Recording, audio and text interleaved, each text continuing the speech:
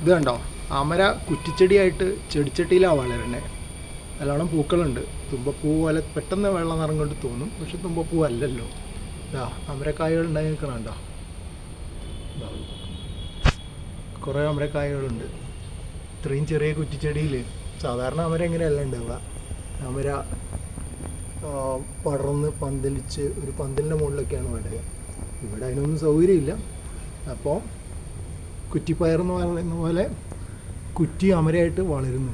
ഞാനങ്ങനെ ആക്കിയൊന്നല്ല കേട്ടോ, അത് തന്നെ അങ്ങനെ വളർന്നു വരുന്നത് തന്നെയാണ്.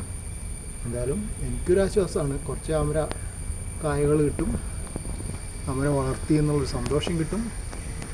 പിന്നെ വലിയ കാട് പിടിച്ച് വളരുന്നുമില്ല.